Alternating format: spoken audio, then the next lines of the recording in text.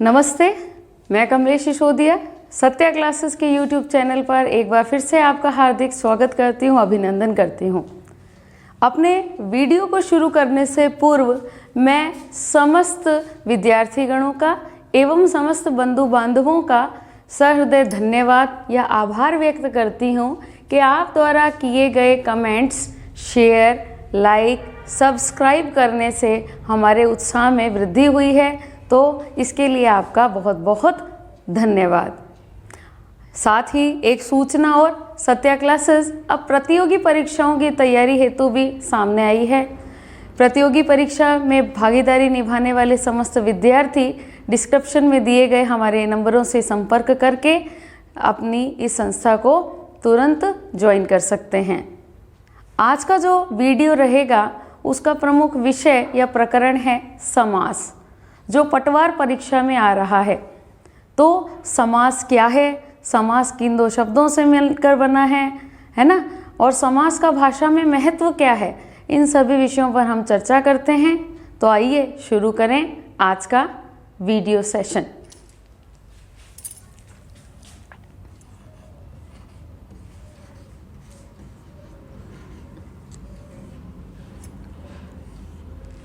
देखिए जी, समास लगभग सभी विद्यार्थी कक्षा 6 से 12 में पढ़ चुके हैं कि समास क्या होता है ना। तो आज हम समास को कुछ सूक्ष्मता के साथ और समझ लेते हैं कि समास क्या है। तो देखिए, इस शब्द को मैं दो भागों में विभक्त करके इसका अर्थ समझाती हूँ।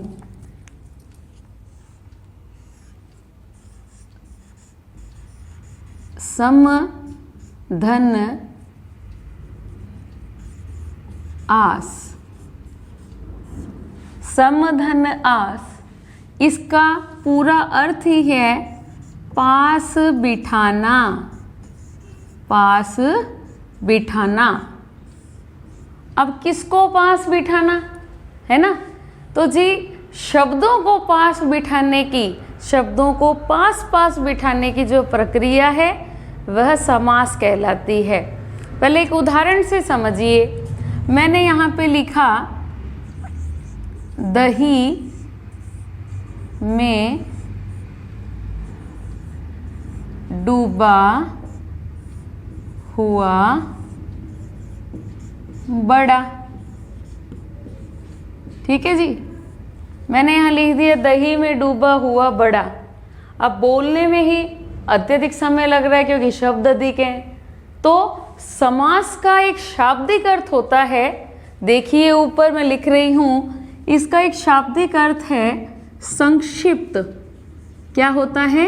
संक्षिप्त या छोटा करना, या छोटा करना। विद्यार्थियों, छोटा किसे करना? शब्दों को। ठीक है, तो मैंने यहाँ पे कितने शब्द लिखे हैं? 1 2 3 4 5, है ना। दही में डूबा हुआ बड़ा, समास का अर्थ है शब्दों को छोटा करना। तो मैंने जी यहाँ से ये शब्द हटा दिए, ठीक है, और मैंने यहाँ एक योजक चिन्ह लगा दिया और इनको मैं पास लिए ही क्या बन गया? दही योजक चिन्ह बड़ा, दही और बड़ा। इसी प्रकार मैं यहाँ पर रेलगाड़ी, रेल पर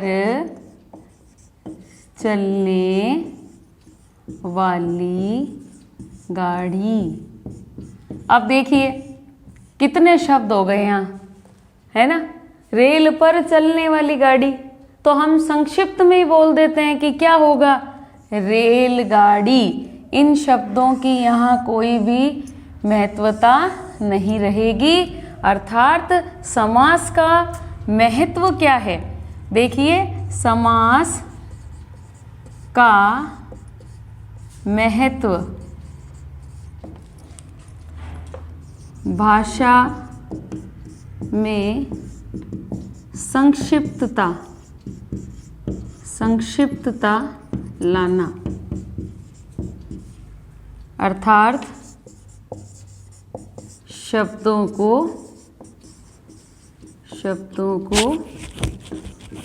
छोटा करना। ताकि हमारा समय भी व्यर्थ ना जाए।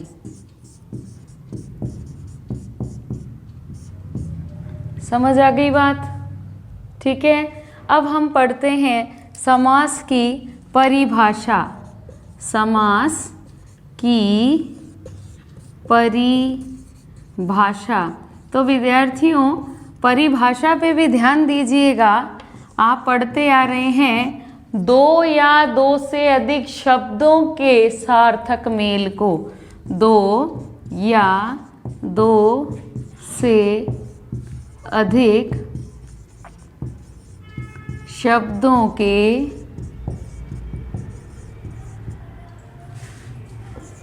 सार्थक मेल को समास कहते हैं।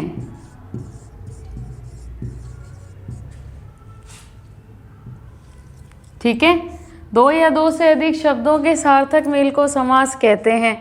अब देखिए कि जैसे रसोई,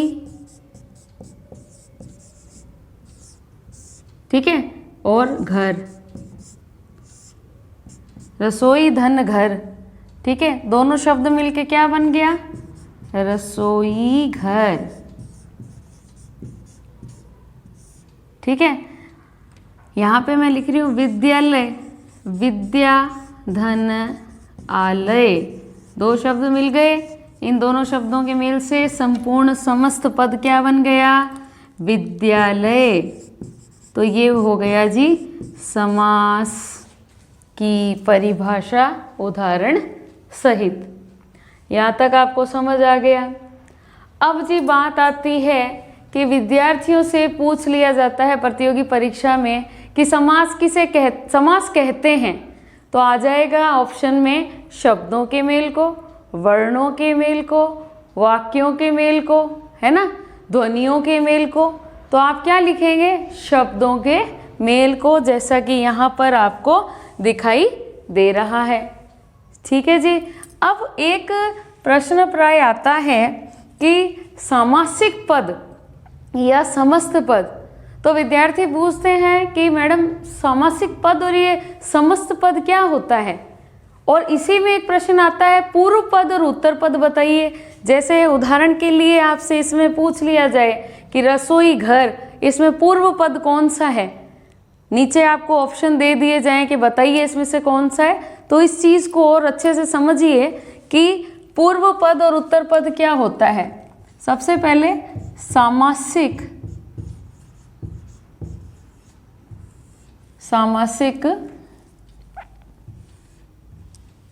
या समस्त पद। देखिए विद्यार्थियों, सामासिक या समस्त पद पे चर्चा कर रहे हैं। ठीक है, ये भी पूछ लिया जाता है सामासिक पद किसे कहते हैं या समस्त पद किसे कहते हैं। तो आप इसमें जानकारी प्राप्त कीजिए, एक तो सामासिक पद और समस्त पद, और इसी में एक आएगा पूर्व पद और उत्तर पद किसे कहते हैं। तो चलिए देखते हैं।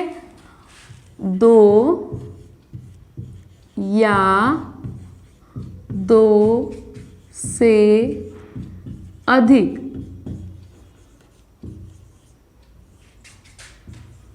शब्दों के मेल से विभक्ति चिन्हों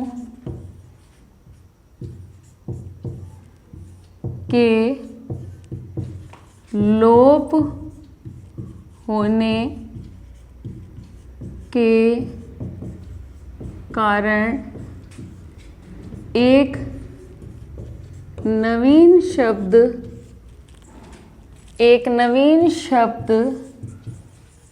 की प्राप्ति हो, उसे सामासिक या समस्त पद कहते हैं, उसे सामासिक या समस्त पद कहते हैं। एक प्रश्न ये पूछ लिया जाता है। अब मैं आपको यहाँ समझाती हूँ कि सामासिक पद क्या है और समस्त पद क्या है। देखिए विद्यार्थियों, मैंने यहाँ पर यहाँ लिखा समस्त पद या सामासिक पद। ये देखिए मैं यहाँ लिख रही हूँ धन संपन्न, ठीक है, ये एक पूरा पद लिख दिया मैंने। अब मैं यहाँ लिखती हूँ विग्रह। विग्रह क्या होता है विद्यार्थियों? किसी एक सामासिक पद को तोड़ना, वो है विग्रह, यानी बांटना, विभक्त करना, ठीक है। तो मैंने यहाँ पे लिख दिया, इसका विग्रह क्या बनेगा? धन से संपन्न, धन से संपन्न, ये हो गया इसका विग्रह। अब आपसे प्रतियोगी परीक्षा में पूछ लिया जाता है कि इसमें पूर्व पद बताओ और उत्तर पद बताओ। जैसे कि धन संपन्न दे दिया, इसमें पूर्व पद कौन सा है? तो देखिए कि यहाँ मैं लिखती हूँ पूर्व पद, यहाँ मैंने लिखा उत्तर पद। तो सामासिक पद में जो पहला पद होता है, जो ये पहला पद है, ये हो गया धन, ये हो गया पूर्व पद, और जो ये दूसरा शब्द होता है, ये होता है बेटा अपना उत्तर पद, ठीक है। जैसे कि मैंने यहाँ पे लिखा तुलसीकृत, मैंने यहाँ लिखा तुलसीकृत। अब इसमें आपसे पूछ लिया जाए कि इसमें पूर्व पद कौन सा और उत्तर पद कौन सा है, ये तो आपके पास समस्त पद है, तो आप इसको कैसे बताओगे? ये पहला निकाल लीजिए, ये हो गया आपका तुलसी धन कृत, दूसरा पद ये हो गया। समझ आई बात? समझ आ रही है? तो ये क्या है? ये है पूर्व पद और उत्तर पद। मैंने आपको दो उदाहरण दिए, पहला उदाहरण था धन संपन्न और दूसरा उदाहरण था तुलसीकृत। ये बात यहाँ पूरी हो गई। अपने अगले बिंदु पर चलते हैं, जो है समास के भेद। देखिए विद्यार्थियों, हमने सबसे पहले जान लिया समास क्या है, किन शब्दों से होकर बना है ना। समास का संक्षिप्त अर्थ क्या है, समास को छोटा करना भी कहते हैं, है ना। ये सब जान लिया। अब हम समझते हैं समास के भेद। तो मैंने यहाँ लिखा है जी समास के भेद। तो जी समझते हैं समास के भेद। जब विद्यार्थियों से पूछा जाता है तो विद्यार्थी कहते हैं कि 4 होते हैं, कुछ कहते हैं 6 होते हैं, है ना। तो आज इस चीज़ को पहले अच्छे से समझिए कि समास के भेद हैं कितने, और क्या पता किसी भेद का भी उपभेद है जिसको समाज में जोड़कर उसकी गिनती की जाती है। तो चलिए जानते हैं समास के भेद। तो जी समास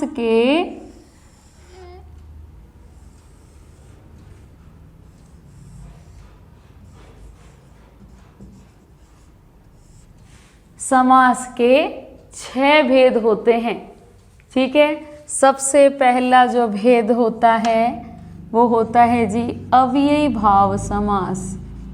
अव्ययी भाव समास, ठीक है। अब जो दूसरा भेद होता है वो होता है जी तत्पुरुष समास। तीसरा जो भेद होता है वह है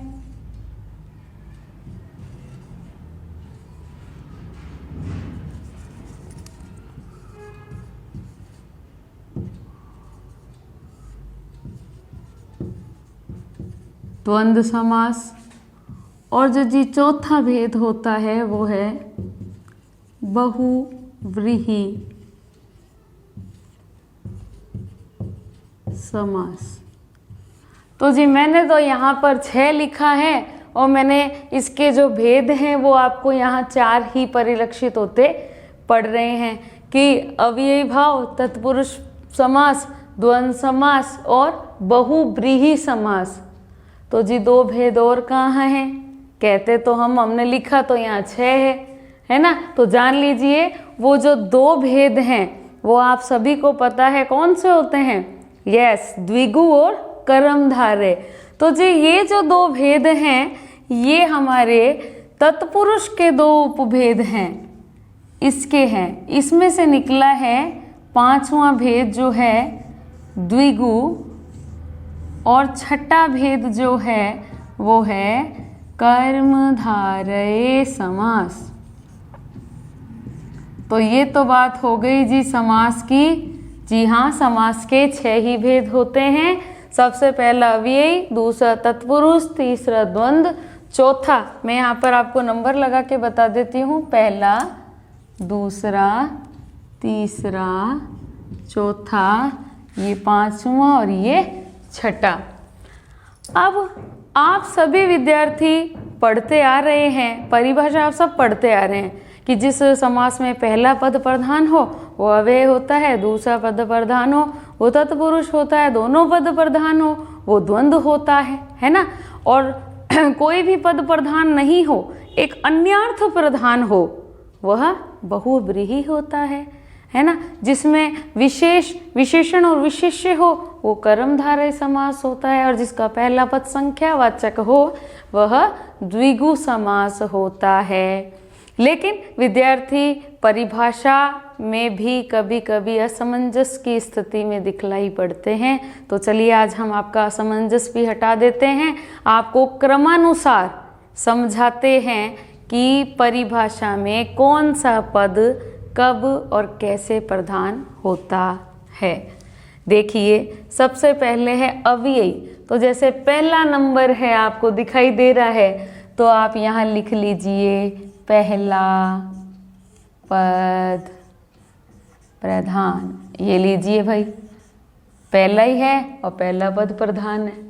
अब आ जाइए दूसरे में, तो यहाँ पर मैं लिख देती हूँ दूसरा पद प्रधान। ये लीजिए दूसरा पद प्रधान। अब मैं यहाँ आ रही हूँ तीसरे में, तो लीजिए दोनों पद प्रधान। दोनों पद कौन से?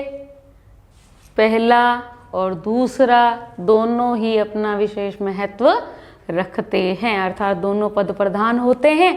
इसी के साथ आता है बहुव्रीहि समास। अब इस समास में क्या है? अन्यार्थ प्रधान, अन्य अर्थ या विशेष जो अर्थ निकलता है वो प्रधान हो, विशेष अन्यार्थ प्रधान।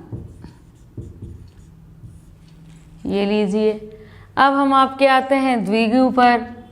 तो देखिए द्विगु को थोड़ा समझिएगा कैसे। जैसे मैंने यहाँ लिखा है द्विगु, तो एक बार देखिए विद्यार्थियों, द्विगु यानी होता है 2। द्विगु का अर्थ क्या हुआ? 2। और 2 क्या है विद्यार्थियों? संख्या। क्या है? संख्या। तो यहाँ पर जिसका पहला पद क्या हो? संख्यावाची हो, वो क्या हो गया? द्विगु समास। ठीक है, एक चीज और ध्यान रखिएगा, पहला पद जरूर संख्यावाचक होगा, लेकिन जब विग्रह किया जाएगा, हर एक समास को आप विग्रह के आधार पर ही बता सकते हैं कि जी इसमें ये वाला समास है, इसमें ये वाला समास है। कैसे? मैंने यहाँ लिखा, जैसे अभी नवरात्रि के पावन पर्व चल रहे हैं, तो मैंने यहाँ पे लिख दिया नवरात्रा, नवरात्रा, नवरात्रि। ठीक है, मैंने यहाँ लिखा नवरात्रि। तो यहाँ जी पता लगा लीजिए, पहला पद संख्यावाचक है तो इसका विग्रह क्या होगा? नौ रातों का समूह या समाहार। समूह भी कह सकते हैं आप, समाहार भी कह सकते हैं। ठीक है, यहाँ समूह की बात आएगी। पहला पद तो संख्यावाची होगा ही, साथ साथ यहाँ समूह की बात आएगी, तो वहां पर कौन सा समास है? द्विगु समास। बात समझ आई? कंसेप्ट क्लियर हुआ? चलिए आगे। अब हम करते हैं कर्मधारय समास। कर्मधारय समास क्या है? देखिए, इस समास में एक उपमेय होता है और एक उपमान होता है, जिसे आप यूं भी कह सकते हैं एक विशेषण होता है और एक विशेष्य होता है। तो मैंने यहाँ लिख दिया विशेषण और विशेष्य। ठीक है, जैसे मैंने यहाँ पे लिखा महासागर। अब देखिए आ जाए, महासागर में कौन सा समास है? तो आप देखिए कि सागर कौन है? विशेष्य है, जिसकी तुलना की जाए। देखिए, विशेष्य को समझ लीजिए और विशेषण को भी समझ लीजिए, जिनको एक नाम से और जाना जाता है उपमान, और विशेष्य को उपमेय के नाम से जाना जाता है। कि उपमेय या विशेष्य किसे कहते हैं? कि जिसकी तुलना की जाए, जिसकी तुलना की जाए, तो जी वो क्या होता है? विशेष्य, उपमेय। ठीक है, और जिससे की जाए, जिससे की जाए, तो जी वो होता है उपमान या विशेषण। मैंने यहाँ एक उदाहरण लिखा है, आपको परिलक्षित हो रहा है महासागर। तो जी सागर तो हो गया विशेष्य, क्योंकि जिसकी तुलना की जा रही है और किससे की जा रही है, वो शब्द है महा। महान है जो सागर, वो कौन है? महासागर। तो वो किसका उदाहरण हो गया? कर्मधारय समास का। इसी के साथ बहुव्रीहि में क्या है? यहाँ मैंने लिखा अन्यार्थ प्रधान होता है। जैसे मैंने यहाँ पे लिखा एक उदाहरण लंबोदर, लंबोदर। तो जी मैंने ये समस्त पद लिख दिया। ठीक है, मैंने आपको कहा है समास यदि समझना है तो विग्रह करके ही समझिए। विग्रह जो आता है वो आपको सीधा डिफाइन कर देगा कि वह यह समास है लंबोदर। ठीक है, तो अब इसका विग्रह करते हैं जी। आ गया, जिस लंबा है जिसका उदर, लंबा है जिसका उदर। अब ना ये पद प्रधान है ना ये पद प्रधान है। लंबा तो क्या है? कोई अर्थ नहीं निकल रहा। उदर तो क्या है? कोई अर्थ नहीं है, इन दोनों का कोई महत्व नहीं है। लेकिन लंबा है जिसका उदर, जिसकी बात हो रही है, तो किसकी बात हो रही है? एक नया अर्थ निकल गया, गणेश, भगवान श्री गणेश। तो एक नया अर्थ निकले, वो क्या कहलाएगा? बहुव्रीहि समास। समझ आई बात? तो जी ये तो थे समास के 6 प्रमुख भेद, है ना। तो अब हम प्रत्येक समास के प्रत्येक भेद को, है ना, पृथक पृथक रूप से मैं आपको यहाँ परिभाषित कर रही हूँ, वो भी उदाहरण सहित। तो ध्यान से समझिएगा। समास का पहला भेद है अव्ययी भाव समास। ठीक है, तो जी चलते हैं पहले भेद की तरफ। मैंने यहाँ पे लिखा अव्ययी भाव समास। ठीक है, देखिए कौन सा पद प्रधान होता है? पहला। तो परिभाषा क्या हो गई? जिस समास का पहला पद प्रधान हो उसे अव्ययी भाव समास कहते हैं। ये बात तो हो गई। इस बात साहब क्या है? पहला पद प्रधान हो। समझ आई बात। अब इसमें जो एक विशेष बात ध्यान देने योग्य है वो देखिए, एक महत्वपूर्ण बिंदु है कि पहला, एक महत्वपूर्ण बिंदु है कि इसमें पहला पद उपसर्ग होगा।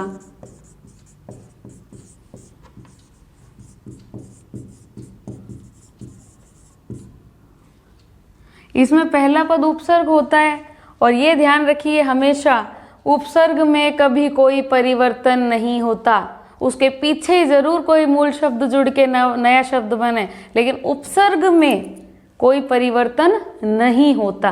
तो देखिए उदाहरण समझिए, मैंने यहाँ पे लिखा पहला उदाहरण, मैं यहाँ लिख रही हूँ पहले समस्त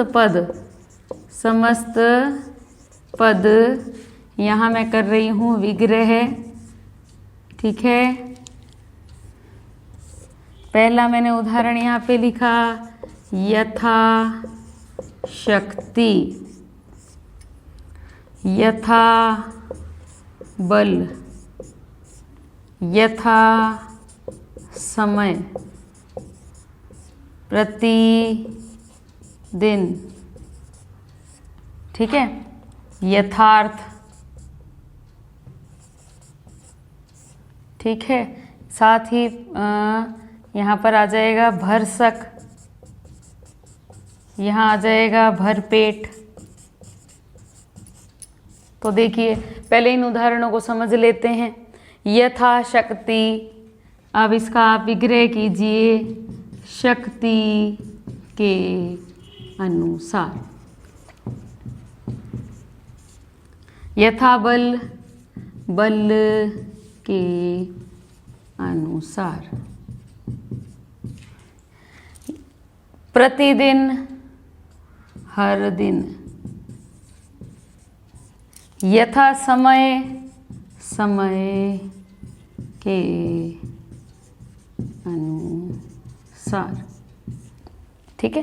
यथार्थ, अब जब यथार्थ आ जाता है तो कुछ शब्द ऐसे भी होते हैं, प्रश्न पूछ लिया जाता है संधि और समास से युक्त शब्द कौन सा है। तो देखिए यथार्थ में संधि भी है ना, दीर्घ संधि, यथा प्लस अर्थ, आ मिलकर बन रहा है एक शब्द। तो जी जब यथार्थ आ जाता है, अगर आपसे पूछ लिया जाता है यथाक्रम, क्रम के अनुसार, यथाशक्ति, शक्ति के अनुसार, यथा समय, समय के अनुसार, यथा बल, बल के अनुसार, और जब यही पूछ लिया जाए साहब यथार्थ, तो नहीं आता। तो क्या होगा, यथार्थ का अर्थ के अनुसार, क्या होगा, अर्थ के अनुसार। यहाँ पर एक शब्द दिया है भरसक और यहाँ एक दिया है भरपेट। मैं आपको यहाँ समझा देती हूँ कि भरसक और भरपेट हैं तो भर भर उपसर्ग। तो जी जब हम कहते हैं कि भरसक, इसका अर्थ क्या हुआ, अर्थ यानी इसका विग्रह, विग्रह करो और इसका अर्थ बताओ। तो आप विग्रह क्या करेंगे इसका, भरसक का क्या होगा, पूरी शक्ति के साथ। देखिए भर का अर्थ होता है पूरा या पूरी, सक का अर्थ होता है शक्ति, विग्रह क्या हो गया, पूरी शक्ति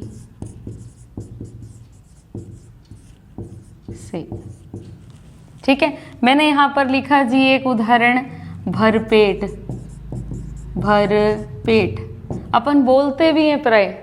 मैंने जी भरपेट भोजन कर लिया, भर यानी आपको दिखाई दे रहा है पूरा या पूरी, पेट यानी पेट, तो पूरा पेट भर गया, पूरा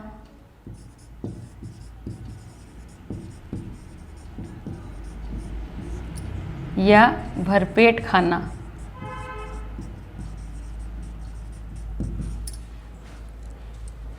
तो जी ये क्या हो गया, अव्ययी भाव समास। पहला पद जिसमें प्रधान है वो अव्ययी भाव समास होता है। आप सभी को ये समास जो प्रकरण है समझ आया होगा इसके जो अन्य भेद हैं, तत्पुरुष, द्वंद्व, बहुव्रीहि, द्विगु और कर्मधारय, उन समासों की चर्चा हम अपने नेक्स्ट वीडियो में करेंगे। डिस्क्रिप्शन में दिए गए नंबरों से संपर्क करके इस संस्था को ज्वाइन कीजिए। धन्यवाद।